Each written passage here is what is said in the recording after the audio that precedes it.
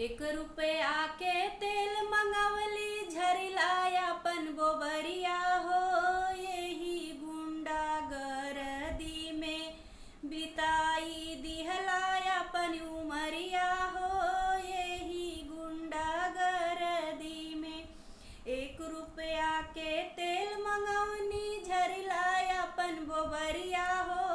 यही गुंडा गर्दी में बितवलायापन उमरिया